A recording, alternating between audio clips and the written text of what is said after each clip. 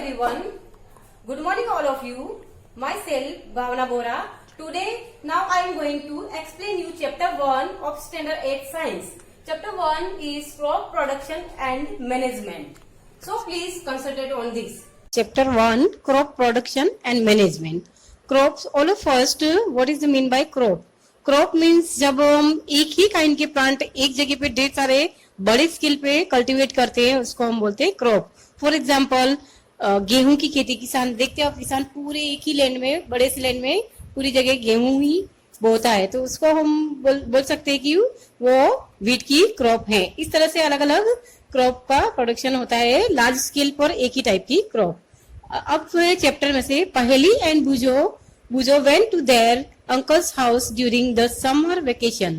पहली और बुजो दोनों समर वेकेशन में अपने अंकल के घर जाते हैं. जैसे कि आप लोग भी समर वेकेशन में जाते हैं, गांव वगैरह में जाते हैं, तो बहुत सारे लैंड और खेत देखते होंगे बड़े बड़े. Their uncles is a farmer. One day they show some tools like khurpi, sickle, shovel, plough etc in the field. उनके अंकल फार्मर हैं और वो वहां पे खेत पर गए तो उन्होंने बहुत सारे इक्विपमेंट देखते हैं. जब आप भी कभी खेत पे गए होंगे तो बहुत सारे अलग अलग टाइप के इक्विपमेंट वो देखे होंगे. नाम आपको मालूम नहीं होगा लेकिन अलग अलग टाइप के इक्विपमेंट देखते होंगे. तो उन्होंने वहां पे देखा था खुरपी, सिकल, शॉल, प्लग etc, जो मैं चैप्टर में आपको पिक्चर के द्वारा बाद में दिखाऊंगी अलग अलग equipments. You have learned that all living organisms require food. आपको पता ही है कि सभी लिविंग ऑर्गेनिजम्स को, जो पहले अपन ऑलरेडी पढ़ चुके हैं, इतने स्टैंडर्ड से पढ़ते आ रहे हैं कि सभी लिविंग ऑर्गेनिज्म को फूड की जरूरत होती है. प्लांट्स कैन मेक, जिसमें कि प्लांट अपना फूड खुद प्रिपेयर करते हैं. Plants can make their food themselves. अपन जानते हैं कि प्लांट अपना फूड खुद बनाते हैं, लेकिन कैसे बनाते हैं जानते हैं आप? ये अपन पहले पढ़ चुके हैं. एक रिएक्शन होती है फोटोसिंथेसिस. इस पूरे प्रोसेस से प्लांट सनलाइट लेके क्लोरोफिल के द्वारा कार्बन डाइऑक्साइड और वाटर की हेल्प से अपना फूड खुद प्रिपेयर करते हैं. और उस फूड को लिविंग बीइंग्स इंक्लूडिंग एनिमल्स, हम एनिमल्स एंड ह्यूमन बीइंग्स सारे मिलके उस फूड को कंज्यूम करते हैं. यानी कि हम उस पर डिपेंड रहते हैं डायरेक्टली और इनडायरेक्टली. हम फूड प्लांट से ही लेते हैं. But first of all why do we have to eat food?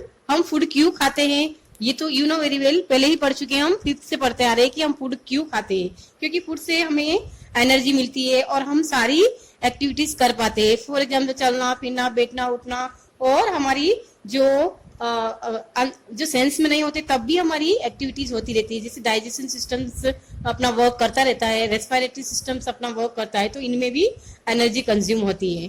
तो you already know that energy from food is utilized by organisms for carrying out their various body functions such as digestion, respiration and excretions.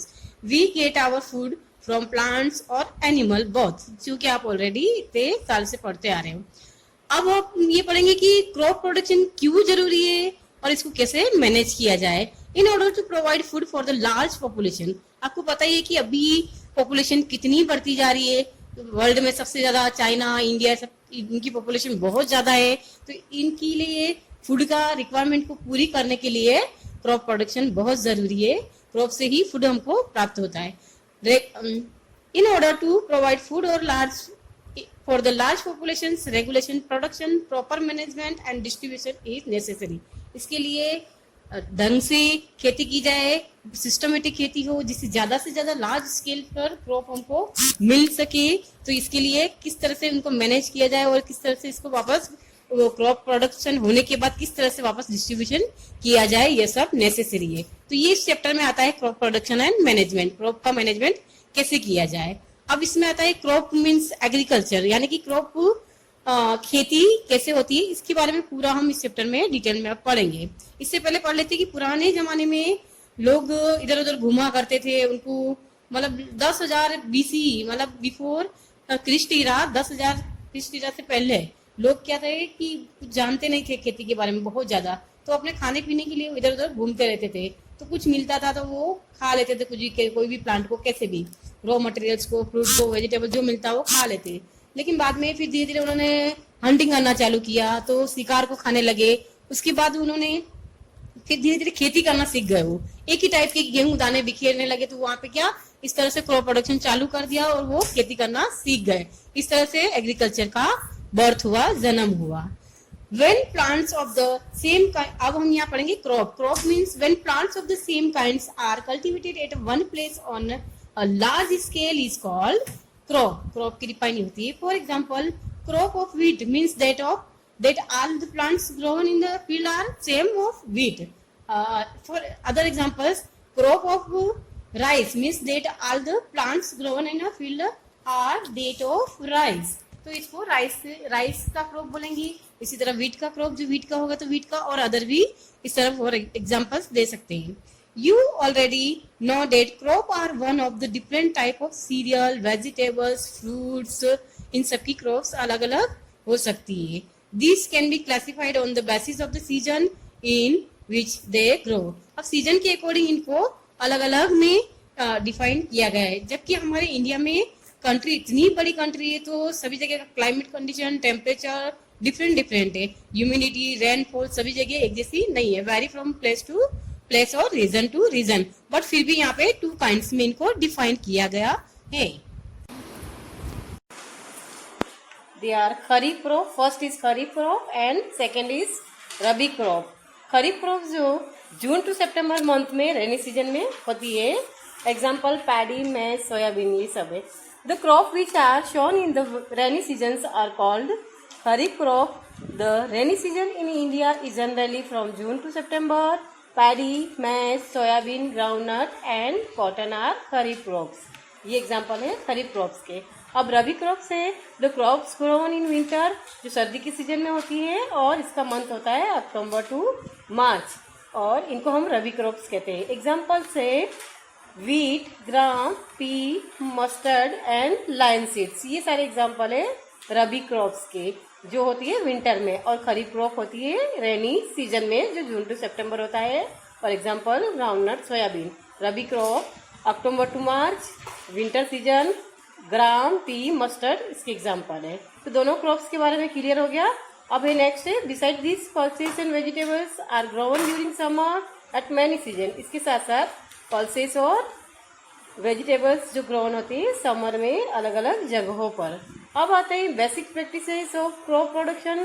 Crop production के लिए पहले practices का मतलब तैयारी, जैसे कि mummy खाना बनाने के लिए सबसे पहले गेहूं से लोट बनाती है। लोट बनाने के बाद उसका लोट लगाया जाता है, बांधा जाता है, उसके बाद उसको रोटी बेली जाती है, फिर सेकी जाती है। इस तरह से पूरे अलग अलग प्रोसीजर पूरा होता है। इसी तरह से क्रॉप के लिए भी बहुत सारी स्टेप बाय स्टेप एक्टिविटीज की जाती है, और वो कंटिन्यू स्टेप बाय स्टेप होती है। उसको हम बोलते हैं practices. Cultivation of crop involves several activities undertaken by farmers over a period of time. You may find that these activities are similar to those carried out by the gardeners or even by you when you grow ornamental plants in your house. अपने घर में भी हम ornamental plants वगैरह लगाते हैं। तो हम क्या करते हैं, सबसे पहले गमले के अंदर अच्छी सी मिट्टी डालते हैं, मिट्टी के अंदर फिर उसको ऊपर नीचे थोड़ा पोला करते हैं, उसके अंदर फिर थोड़ा पानी देते हैं, फिर प्लांट लगाते हैं। इस तरह से गार्डनर भी क्या करता है, गार्डन में प्लांट्स लगाता है, तो वो टाइम टू टाइम उसको थोड़ा खुदाई करता है, उसको खाद देता है, तो एक्टिविटीज की जाती है। इस तरह से सभी में फार्मर्स भी सोइल के साथ पहले प्रिपरेशन करता है, देन आफ्टर क्रॉप्स को ग्रो करता है। इन सभी एक्टिविटीज को हम बोलते हैं practices. These activities or tasks are refers to as the agriculture practices. इनको हम बोलते हैं एग्रीकल्चर प्रैक्टिसेस, जो हम इस चैप्टर में अभी पढ़ेंगे, जो नीचे लिस्टेड की गई है। First preparation of soil, second sowing, third adding manure and fertilisers, and fourth irrigations, fifth है प्रोटेक्शन फ्रॉम वीड्स, और सिक्स है हार्वेस्टिंग, और सेवंथ है स्टोरेज। ये एक्टिविटी 1 by 1 होती है। फर्स्ट सॉइल प्रिपरेशन होता है, फिर उसके बाद शॉविंग होता है, फिर खाद वगैरह दी जाती है, उसके बाद पानी दिया जाता है, फिर जो एक्स्ट्रा प्लांट्स उग जाते हैं वीड्स वगैरह, इन सबको हटाया रिमूव किया जाता है और खेत को प्रोटेक्ट किया जाता है इनसे। फिर उसके बाद हार्वेस्टिंग, कटाई वगैरह की जाती है, उसके बाद इसको साफ करके स्टोरेज किया जाता है। तो ये सारी एक्टिविटीज को हम बोलते हैं agriculture practices. Preparation of soil. The preparation of soil is the first step before growing a crop. One of the most important tasks in the agriculture is to turn the soil and loosen it. यहाँ पे first step है preparation of soil, soil को prepare करना। उसमें है ये सबसे important task है। इसमें क्या किया जाता है कि सोयल को ऊपर नीचे टर्न किया जाता है और टर्न करने से उनके अंदर गैप हो जाता है और लूज हो जाती है सोयल। तो उसके अंदर क्या होता है कि बहुत सारी जगह बन जाती है टर्न और लूज करने से। This allow the roots to penetrate deep into the soil. इस वजह से उसमें जगह होने की वजह से जो रूट्स होती है उनको जगह मिलती है ग्रो करने के लिए और नीचे डीप की तरफ ग्रो करके नीचे तक जा सकती है, पेनिट्रेट हो सकती है। The loose soil allow the roots to breathe easily even when they go deep into the soil. और लूज होने की वजह से इसके अंदर स्पेस होने की वजह से वहां पे एयर स्पेस बन जाते हैं और एयर रहती है। उस वजह से क्या होता है कि रूट्स को आराम से ब्रीथ कर सकती है और आराम से ब्रीथ करने के लिए एयर मिल जाती है। Even when they go deep into the soil, why does the loosening of soil allow the roots to breathe easily? अब यहाँ पे कि अभी जैसे मैंने समझाया कि यहाँ पे क्वेश्चन पूछा जा रहा है कि क्यों लूजनिंग सोयल ब्रीथ इजीली होती है लूज सोयल में। तो अभी मैंने समझाया कि क्योंकि वहाँ पे जगह होने की वजह से एयर रहती है तो वो आराम से ब्रीथ कर सकती हैं। The loosened soil help in the growth of earthworm and microbes present in the soil. These organisms are friend of the farmer since they further turn and loosen the soil and add humus to it. But why the soil needs to be turned and loosened? अब यहाँ पे first है कि ये लूजन soil, जो loose soil होती है उसके अंदर अर्थवर्म और माइक्रोब्स प्रेजेंट होते हैं सोयल में। यू नो वेरी वेल, देखा होगा अर्थवर्म ऐसी पतली पतली ऐसी लंबे लंबे होते हैं अर्थवर्म। इसके अलावा बहुत सारे छोटे छोटे माइक्रोब्स होते हैं। ये ऑर्गेनिज्म क्या करते हैं सोयल के अंदर जो बहुत सारी थिंग्स होती है उनको खाते हैं, डेड करते उनको वो ह्यूमस में चेंज कर देते हैं, गीली कर देते हैं सोयल। तो इससे क्या कि सोयल में माइनर भी ऐड हो जाती है, इसीलिए इनको अर्थवर्म को फार्मर के फ्रेंड्स कहा गया है। अब यहाँ पे क्वेश्चन है कि but why the soil needs to turn and, अब सोयल को टर्न और नीड की मतलब टर्न्ड एंड लूजन क्यों किया जाता है। फर्स्ट तो ऊपर अभी पढ़ी और सेकंड ये और थर्ड वजह है you have learn in the previous class that soil contain minerals, water, air and some living organism. In adding dead plant and animals,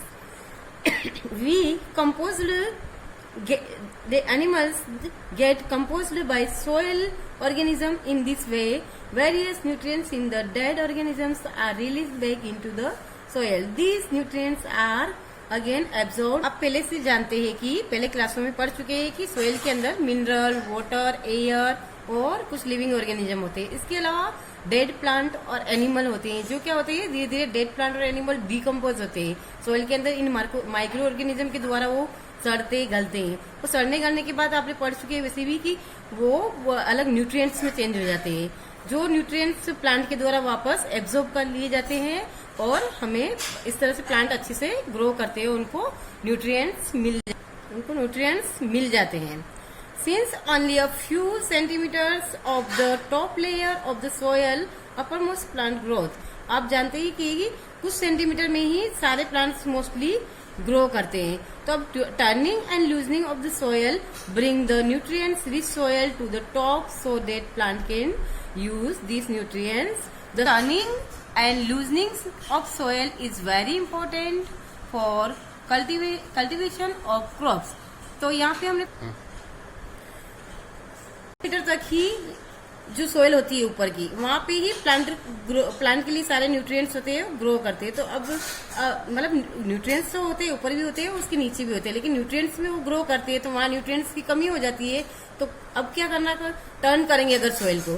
turning और लूजनिंग सोयल के लिए वेरी इंपॉर्टेंट है हर क्रॉप के लिए, ताकि उनको अच्छे से न्यूट्रिएंट्स मिल पाए। इस तरह से 4 पॉइंट अपन ने पढ़े। फर्स्ट पढ़ा था कि सोयल के अंदर जो रूट्स है वो अच्छे से नीचे तक पेनिट्रेट करे उनको, और टर्निंग और लूजनिंग की वजह से अच्छे से ब्रीथ कर पाती है। और सेकंड पॉइंट में पढ़ा था कि बहुत सारे उसमें अर्थवर्म, माइक्रोब्स होते हैं जो जो फिर उसमें ह्यूमस ऐड करते रहते हैं। तीसरे पॉइंट में हमने पढ़ा था कि जो डेड प्लांट्स एनिमल्स होते हैं उनको माइक्रो ऑर्गेनिजम्स खाते हैं, तो वहाँ पे क्या होता है कि अलग अलग टाइप के न्यूट्रिएंट्स बनते हैं और वो न्यूट्रिएंट्स प्लांट को मिलते हैं। तो सोइल को ऊपर नीचे करने से वो न्यूट्रिएंट्स आराम से प्लांट्स को मिल जाते हैं। तो इस तरह से प्रिपरेशन ऑफ सोइल का सबसे पहले प्रिपरेशन करना बहुत जरूरी। The process of loosening and turning of the soil is called tilling और plugging। अब जो ये प्रोसेस पूरा है, जिस प्रोसेस से इसको किया जाता है, लूज किया जाता है और टर्न किया जाता है सोइल को, उसको हम बोलते हैं प्लगिंग। इसको टिलिंग भी बोल सकते हैं। This is done by the using a plug. इसको प्लग के थ्रू किया जाता है। जैसे खेत में देखो, जिसको हम हल भी बोल सकते हैं, हल बोलते हैं किसान का हल, वो प्लग। नीचे मैं आपको पिक्चर्स के थ्रू इसको समझाऊंगी डिटेल में इक्विपमेंट में नेक्स्ट पॉइंट में।